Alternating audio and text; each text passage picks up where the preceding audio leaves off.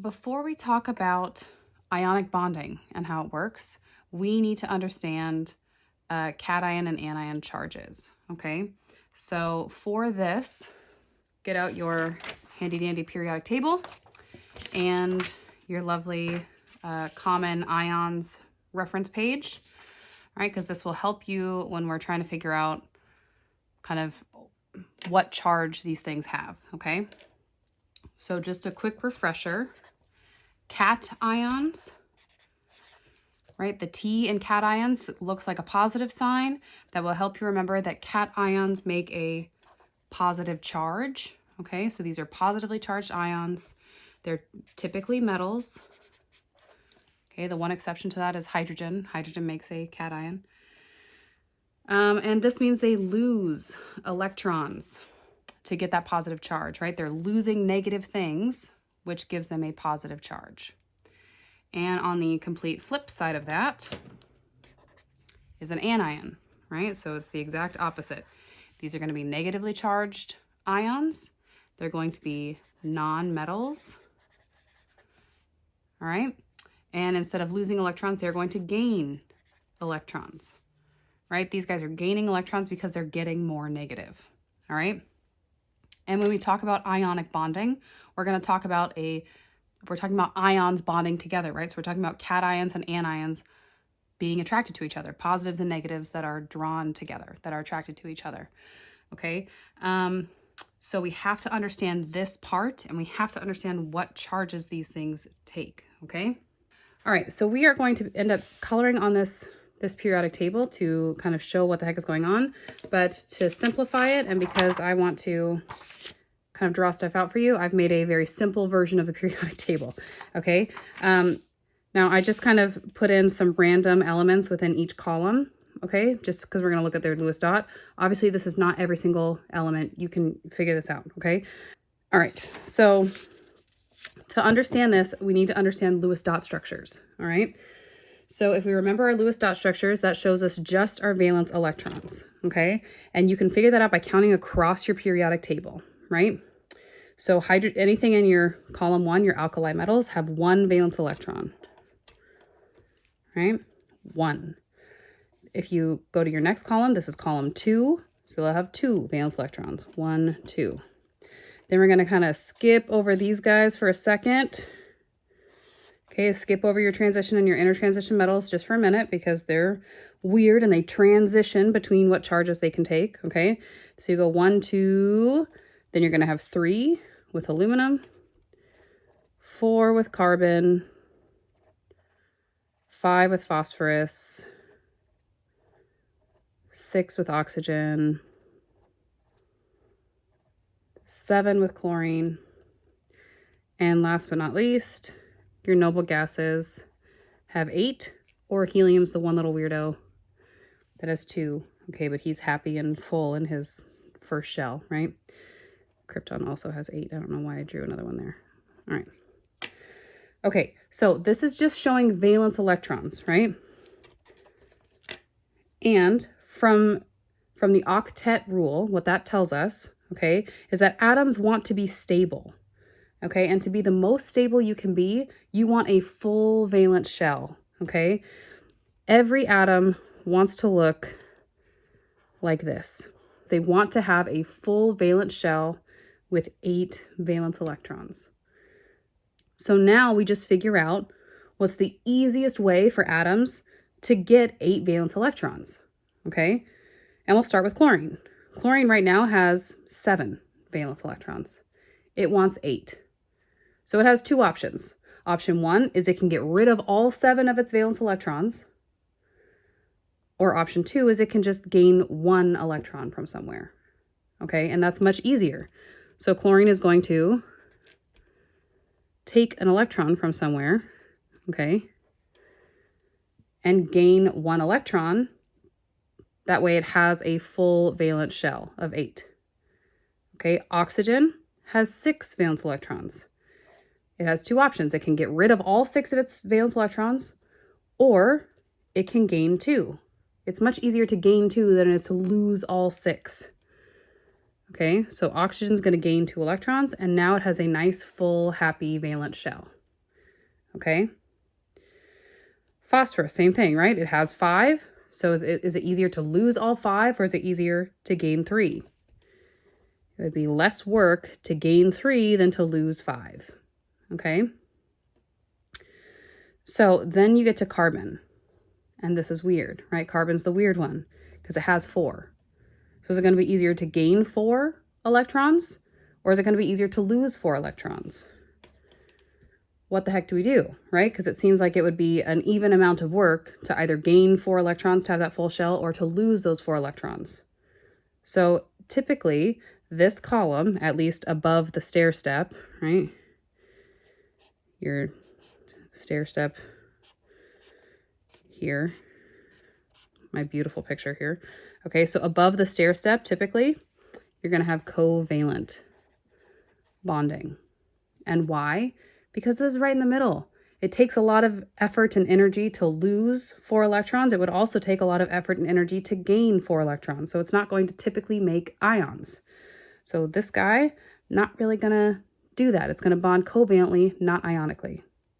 Then we get to aluminum, all right? Now aluminum has 3 valence electrons, okay? So would it be easier for aluminum to lose those 3 electrons? Or would it be easier for him to try and find 5 electrons to gain? Okay, now for aluminum, this is the first time once you cross over this C column, this carbon column, now it's easier for aluminum to get rid of these 3 electrons. Okay, bye-bye. Just get rid of 3 and you don't have to go searching for 5. Okay, same thing here with magnesium. It's much easier for magnesium to just lose those 2 electrons than it is for him to try and go out into the world and find 6 so that he can have a full valence shell of 8. So magnesium is just like, get rid of here, go away, 2 electrons, bye-bye. And obviously, column 1, your alkali metals, is the easiest way for them to get 8 electrons, is not for them to go find 7 more to add, but it's for them to just, boop, get rid of 1, okay? And this is how you get your charges for ions, okay? So typically your metals, right, things on the left side of the stair step here, these would be your metals. Typically, these guys are going to be losing electrons, right? It's easier for them to give away electrons to get a full valence shell. These will all form cations. So things on your left-hand side of your stair step, including transition and intertransition metals, we'll talk about them in a second. These are going to form cations. And you can see what charge it's going to have by how many electrons they give away. So this column gives away 1 electron, so they're going to make a 1+ charge. This column, your alkaline, gives away 2 electrons. So they'll have a 2+ charge. Okay, this column right here with boron and aluminum, they're going to give away 3, so it's going to be a 3+ charge. Then you get to your weird covalent situation, right? So we kind of ignore that. Down here, you'll get like tin and lead. And they can actually make a 4+ charge. That's one of their variable charges. Here's tin, right? Tin can make a 4+ charge. Lead can make a 4+ charge. They're below carbon. So they can actually make, there are some 4+ charges over here. All right. And they're still making cations, right? They're getting rid of 4 electrons. Cool. Then on the other side, these are my, over here, right? A lot less space to draw on the right-hand side of the periodic table. These are non-metals, okay? These guys are going to gain electrons. All on this side of the periodic table, I'm going to have anions, negatively charged ions. And you can just tell by how many electrons they need to gain to have a full valence shell what their charge is going to be. So halogens, 1- charge. Your oxygen column, they need to gain 2, so a 2- charge. Your nitrogen, your phosphorus, this column, they need to gain 3 electrons, so a 3- charge, okay? Now, if you're wondering, what the heck do you do with your noble gases here, okay? These guys don't make ions. They typically don't react. There's nothing for them to do. They're the lone wolf. They're happy just the way they are. Leave them alone. They're a happy little hermit. Okay, they have a full valence shell. They're not going to form any ions. So This column, not going to react, okay? So that's the basics of how to figure out why you're making these charges. Now, I encourage you on your periodic table, okay? What I would like you to do is actually go through and label them. 1 plus, 2 plus, 3 plus. Then you get this awkward kind of covalent and 4 plus situation, okay? Then over here, you're going the opposite direction now. So now we're going 3 minus, 2 minus, 1 minus, and then your noble gases are going to have no charge, okay? And this is for what charge these columns are going to have, all right? I'm going to color this in really quickly. That way you don't have to like watch me color, all right?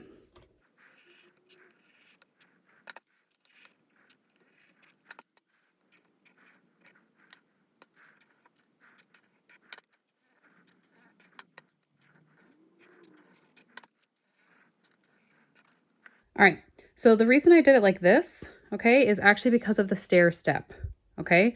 So please don't forget that you have this wonderful little stair step here separating your metals and your non-metals, okay? So if you have something like tin, lead, bismuth, okay, these will still make cations. So I didn't make the anion kind of columns go all the way down below the stair step. Okay. All right. So this is the basic, but then you get this really weird, you know, transition metal and inner transition metal section where you have to specify what charge these things have. Okay.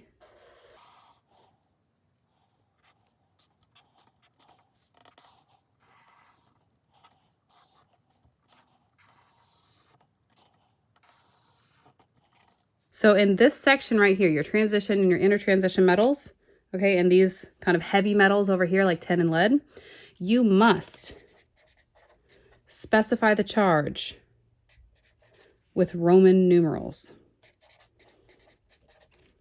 Okay, so Roman numerals must tell the charge of these guys in here, because unlike alkali metals or alkaline metals, which is always +1 or +2, 100% of the time, these guys in here have variable charges.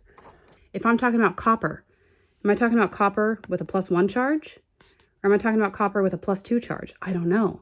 I have to specifically say it's copper 1 with that 1 Roman numeral to say that it's copper with a 1+ charge, or that it's copper 2 with a 2+ charge. I have to tell what type of copper I'm talking about, right? Same thing with iron, all right? Iron 2 has a 2+ charge. Iron 3, 3+, you get it, okay? These names listed first are their Latin names. Yes, you need to learn them. We'll talk about them in a minute, all right? But there are a few little elements within your transition, inner transition metals that always have the same charge, okay? So we will look at them, and the easiest way to, at least I think about it, is like a backward stair step, right? So your stair step is right here. You're gonna have a backward stair step that tells you some elements that always have a specific charge. So aluminum's always +3, and then go backwards stair step down.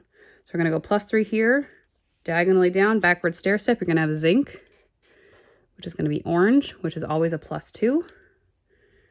All right, and we're gonna go backward stair step down one more, which is silver, which is gonna be red, which is always +1. Okay, so these ones will always have a +3, a +2, a +1 charge. You don't need to say like zinc 2. It will always have a +2 charge. You don't need to say silver 1. It's always silver +1, okay? But everything else within your transition metals, you'll have to specify, is it cobalt 2? Is it cobalt 3? Is it nickel 2 or nickel 3? All right. I guess, you know, cadmium can also be one that's always +2, but it doesn't kind of fit into your nice little backward stair step, okay?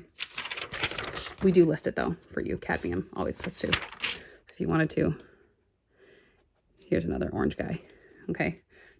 doesn't look as nice with your stair step, but either way, you get it, hopefully, okay? So this is what you need to know for charges for ionic bonding, okay? You have to understand what charge these different things will take before we can actually bond the stuff together,